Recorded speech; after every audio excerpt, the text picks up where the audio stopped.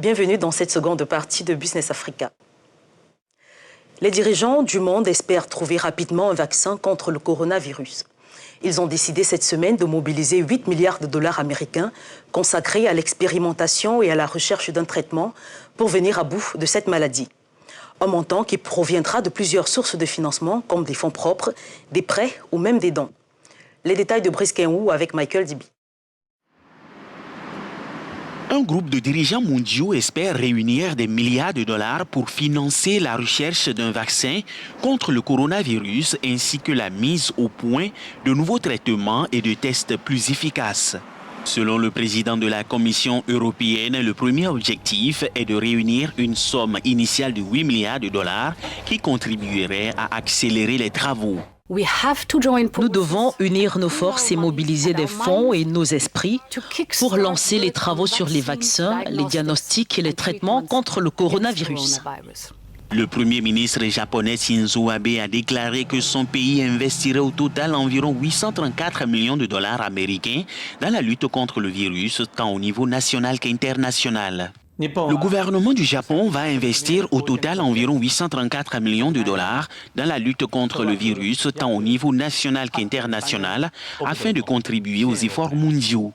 Dans de nombreux pays à travers le monde, et notamment en Europe et en Afrique cette semaine, la population reprend timidement le travail, mais les autorités restent prudentes face à une deuxième vague d'infection. L'Algérie a exclu de s'endetter auprès des organismes financiers comme le FMI, malgré la crise financière dans laquelle le pays est englué. Une situation causée par la baisse des cours du pétrole dont il dépend très fortement. Et le président Abdelmadjid Tebboune préfère emprunter auprès des citoyens qu'auprès des institutions internationales.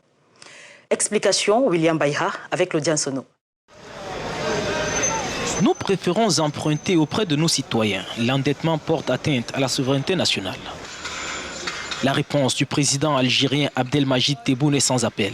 Son pays n'a besoin d'aucune facilitation de crédit ou d'aide financière des instances monétaires internationales comme le FMI ou la Banque mondiale. Déjà très affaibli financièrement par la chute des cours du pétrole, l'Algérie exclut la possibilité de contracter des prêts extérieurs.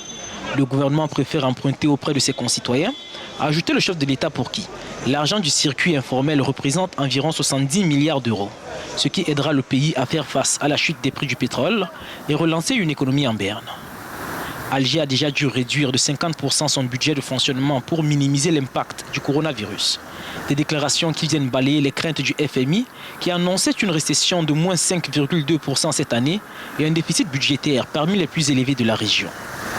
En 2018, la dette publique extérieure de l'Algérie était très faible, moins de 2% du PIB. Mais selon le Premier ministre Abdelaziz Djirad, la dette publique intérieure est passée de 26% du PIB en 2017 à 45% en 2019. C'est la fin de ce numéro de Business Africa. Merci d'avoir été des nôtres. Vous pouvez également nous suivre sur nos différentes plateformes de médias sociaux en français et en anglais. Merci de rester en compagnie de nos programmes.